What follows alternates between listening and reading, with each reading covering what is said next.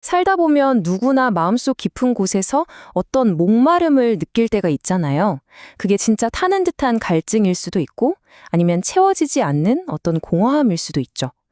오늘 저희는 수천 년 전에 기록된 4개의 이야기를 하나로 엮어서요. 이 메마른 사막의 갈증이 어떻게 생명이 넘치는 강으로 이어지는지 그 놀라운 여정을 한번 같이 따라가 보려고 합니다.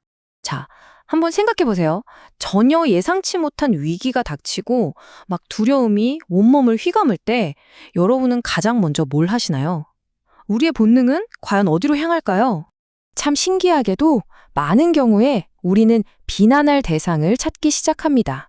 어쩌면 이건 아주 오래된 우리 안의 본능 같은 건지도 모르겠어요. 바로 이 지점에서 오늘 우리가 처음으로 살펴볼 이야기, 수천 년 전 광야를 헤매던 사람들의 이야기 속으로 한번 들어가 보겠습니다. 첫 번째 장면은요, 끝도 없는 모래벌판, 그리고 이글거리는 태양 아래 한 거대한 무리가 맞닥뜨린 생존의 위기입니다. 바로 목마름이라는 가장 원초적인 공포가 그들을 덮친 바로 그 순간이죠. 아니, 우리를 이집트에서 끌어내서 여기서 목말라 죽게 하려는 겁니까? 백성들이 지도자 모세에게 터뜨린 분노의 외침입니다. 이 목소리에서 절박함과 원망이 그대로 느껴지지 않으세요? 이 극한의 고통 속에서 사람들은요, 심지어 끔찍했던 노예 시절을 그리워하기 시작합니다. 차라리 억압받더라도 살아있는 게 낫겠다, 이런 절규였던 거죠. 자, 여기서 길이 딱 2갈래로 나뉘는 거예요.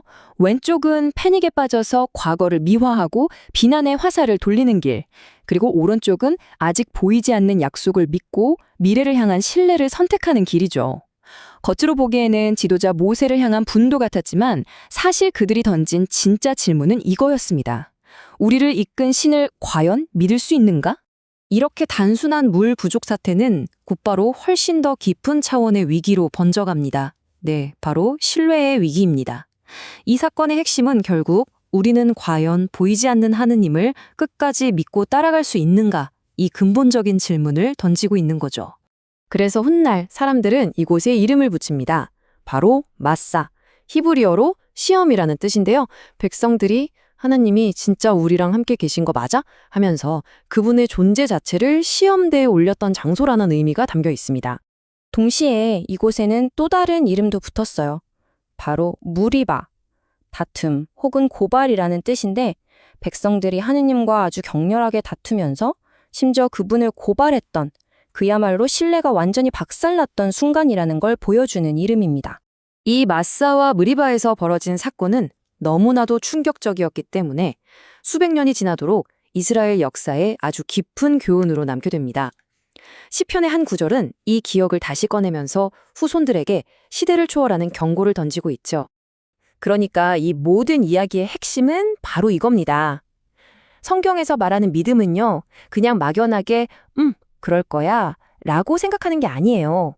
마치 절대 흔들리지 않는 아주 단단한 바위에 내 온몸을 기대는 것처럼 깊고 완전한 신뢰를 의미하는 거죠.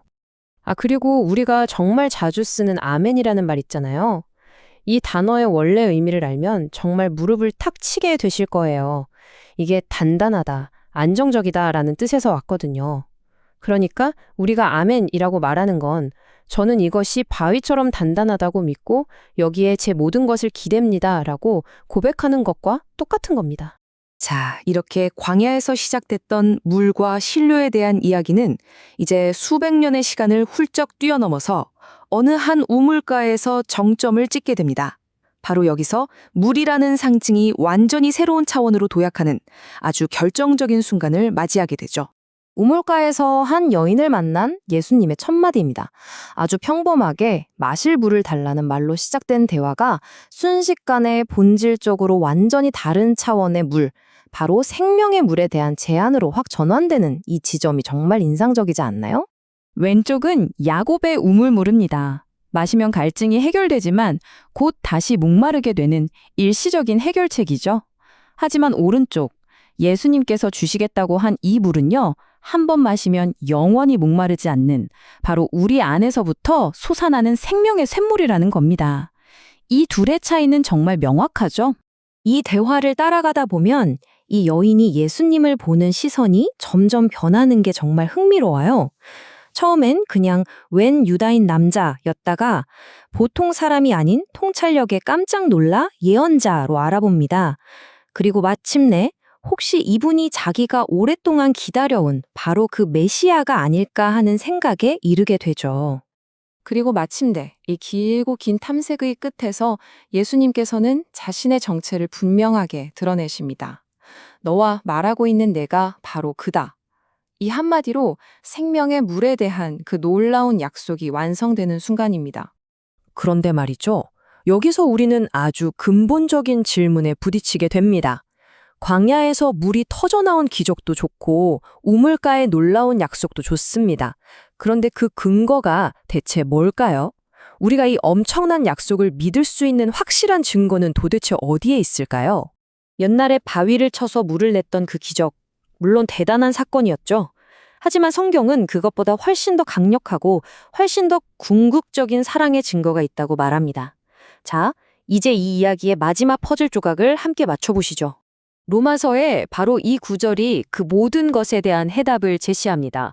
하느님의 사랑에 대한 가장 확실한 증거는 우리가 완벽하거나 자격이 있어서가 아니라 오히려 우리가 가장 연약하고 아무것도 아닌 죄인이었을 바로 그때 우리를 위해 그리스도가 죽었다는 사실 그 자체라는 겁니다. 이것이야말로 먼저 찾아오시는 조건 없는 사랑의 가장 확실한 증거죠. 결국 이 모든 걸 정리하면 바로 이겁니다. 우리를 위해 기꺼이 자신을 내어준 이 궁극적인 사랑의 사건이야말로 우리의 신뢰가 기댈 수 있는 가장 단단한 바위가 되어준다는 거죠. 과연 신을 믿을 수 있는가라며 흔들렸던 그 옛날 마사와 무리바의 의심에 대한 최종적인 대답인 셈입니다. 이것이 바로 메마른 사막의 갈증에서 시작해서 마침내 생명의 강에 이르는 우리 여정의 종착점입니다. 수천 년 전 시편 기자가 던졌던 이 질문은 시간을 건너뛰어 오늘을 살아가는 우리 각자에게도 똑같이 다가옵니다. 오늘 그분의 소리를 들으려나? 이 질문에 대한 답은 이제 여러분 각자의 마음에 달려 있습니다.